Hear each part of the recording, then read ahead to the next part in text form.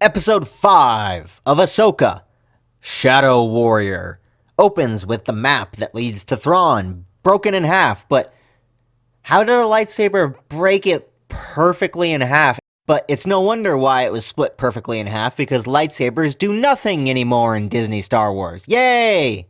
There's a moment where Hera is on the planet, and they're trying to see what happened and all that, and Jason, her son, asks, "Can I come out?" And I was hoping she would actually have a moment of good parenting and tell her child to go back in the ship. But I was wrong, and she just lets the kid come out to a foreign planet where they're not sure if there's any enemies. And yeah, I'm not a parent. I hope to be one day, but I don't plan on taking my kid into battle. Just a thought, you know, she's already brought her kid into battle once. And then later, she just leaves him with Chopper alone on the planet while they're scanning the water. Really? You're just gonna leave your kid on a foreign planet that you don't know if there's wildlife that could attack him? You're gonna leave him with a droid that can't properly defend him? Okay, sure. Cool. Great. So it seems like that is Anakin, some sort of manifestation or ghost or something like that, and he's there to give Ahsoka one final lesson, or another lesson in being a Jedi, which the lesson is to live or die. So they fight, and Hayden looks pretty good. The CGI on him looks a lot better than the end of the last episode, and his fight style is cool. He looks like Revenge of the Sith. It was kind of entertaining. I'll admit, it's nice to see Hayden back. He is talented. He is a great Anakin. I grew up on the prequels, so I have a little bit of a soft spot for them, but I also grew up on the originals. But Hayden's great as Anakin. It wasn't necessarily him that was the issue with Anakin in the prequels, and I bet he had an absolute blast doing this.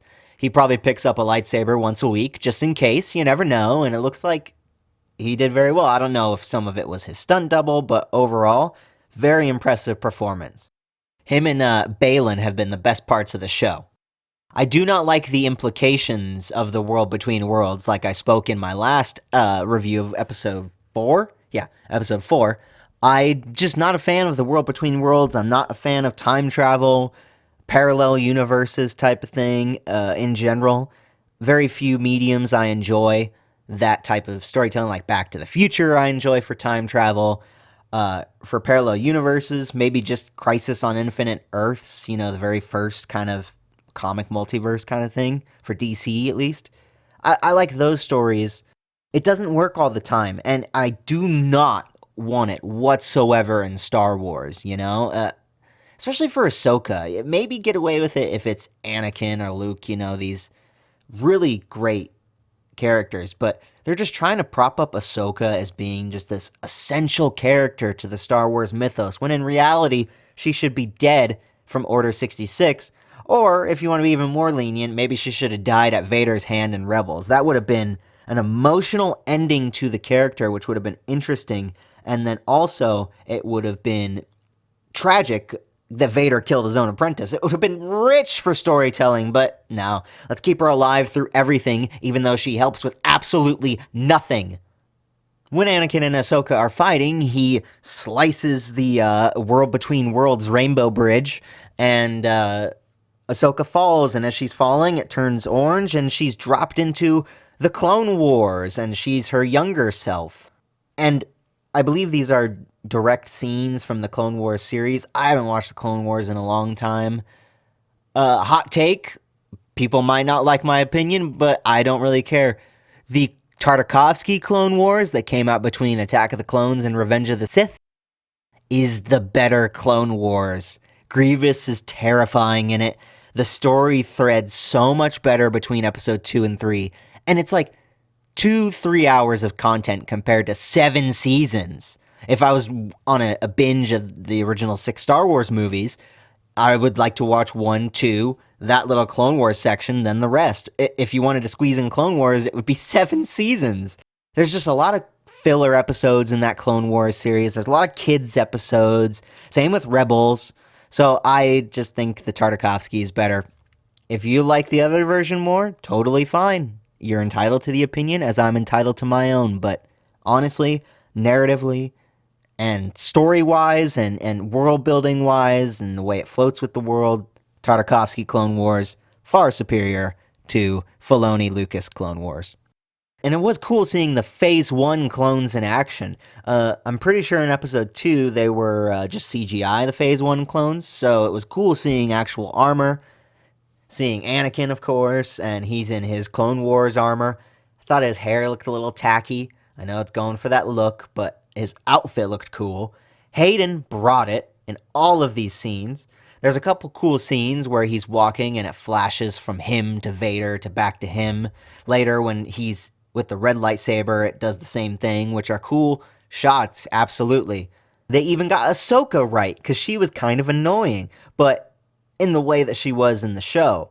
And in all seriousness, the actor playing Ahsoka, young Ahsoka, she honestly does a better job of embodying Ahsoka than Rosario Dawson. Sorry, not sorry. The way she fought Anakin was better. I believed her fighting more. She just had a bit more energy, a bit more charisma. And it's the same actress that played young Gamora in Infinity War.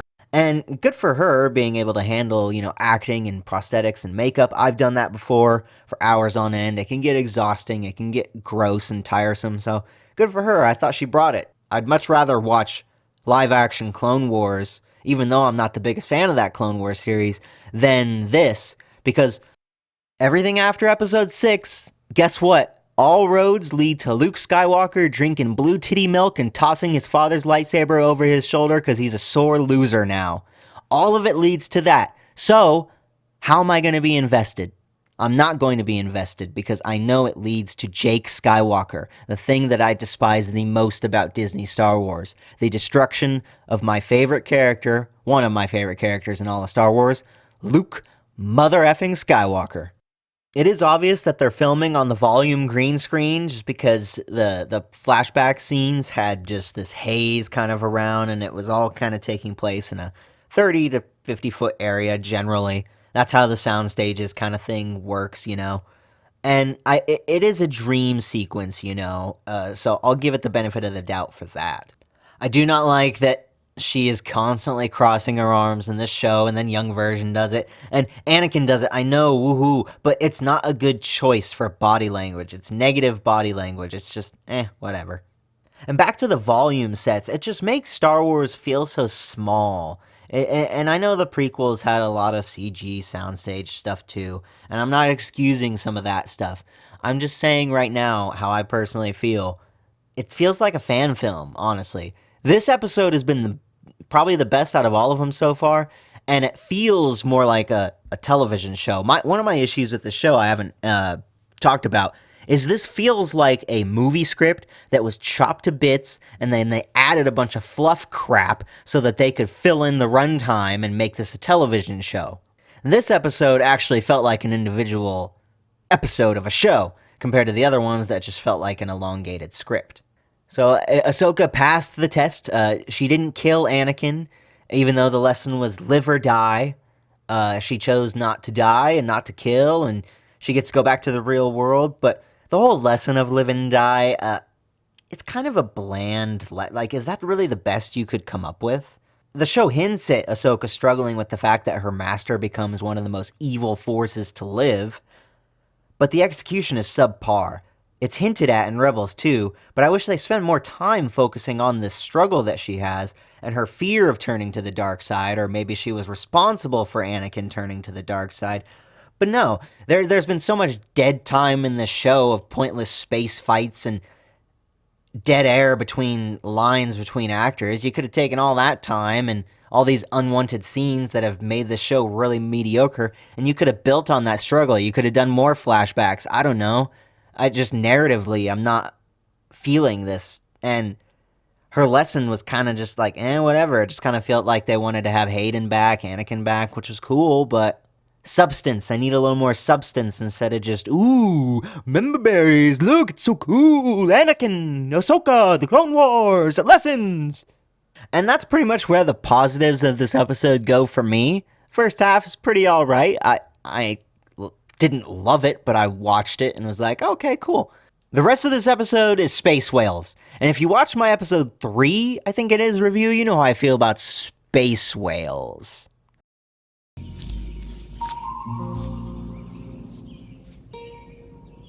What the fuck is this piece of shit?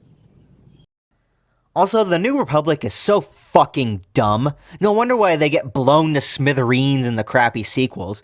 They send 3 capital ships to arrest Hera and Ahsoka. But these two, who have fought the Empire, come out and say, hey, the Empire's coming back. Thrawn, who we stopped a few years ago, is coming back. Hey, Luke, Han, Leia, the Empire's coming back. Maybe you guys should help. No, you guys are just lying. You guys are making stuff up. We need physical evidence. Ugh. Fuck you.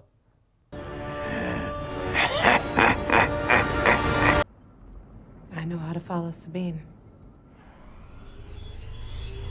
Let me guess how they get to Thrawn. By following the Spacewhales. Hera, I'll find them. I promise. May the Force be with you. 8,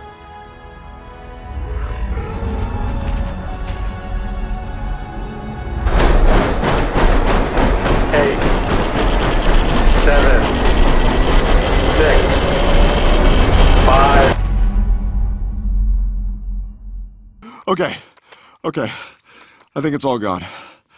I think it's... I don't want to... Oh my god, Ahsoka is wearing white now. That must mean she is Ahsoka the White. Oh my god. At the end of Rebels, she shows up to Sabine, and she's wearing this white robe, and she has a staff, and she's wearing gray in this show. Then she died and went to Anakin, and now she's wearing white. Do you get the parallel? Do you remember? Do you remember Lord of the Rings? Do you remember Gandalf, how he fought the Balrog and died and came back to white? Dave, let me level with you. Buddy. This is so fucking dumb. If you like it, cool, good for you. But to make Ahsoka the Gandalf the White, the seer of the entire saga, cringe at the highest of levels, dude. Ultimately, Star Wars is Skywalkers. Han, Luke, Leia, Anakin. Obi-Wan, I'll even throw in there the prequels. That's it! That's Star Wars! Everything else is extended universe fan stuff, you know. You're getting into the hardcores like you and me listening to this right now. We're hardcores, I think, right? You might not be, that's fine. It's so cringe. I get being inspired by other works. I get, wanting to do cool stuff. But this is just so on the nose cringe. It's obvious you're referencing Lord of the Rings, and it does it a billion times better than this show. Oh, man. You're certain they know where Sabine was taken? I have no idea. What? No idea. We'll just see where it goes. What is this ending? She isn't certain the whale will take her to the right spot, but let's cross our arms and hope this works. Jason's too young to travel between galaxies. Oh, but he's old enough to be let into battle and be left on a foreign planet alone with an astromech droid? Fuck off. Like I said earlier, I kind of liked the first half of this episode, and the second half I really did not like because it was just Spacewhales. First half of this episode's my favorite of the series. Second half might be my least favorite. I get why people are liking the show, and if you like it, once again, I will say, there is no problem. I'm happy that you are liking it. But to me, this just comes off as crappy fan fiction. And that's what Disney Star Wars has been for me overall, crappy fan fiction. I'll be generous and give this episode a 5 out of 10. Thank you all so much for watching, and thank you all for listening. If you did like my video, please leave a like. Comment down below, it does help with the YouTube algorithm. If you are on YouTube, subscribe. If you are on Rumble, give me a follow. Thank you very much. God bless you all, and I'll see you all next time here in the Junkyard.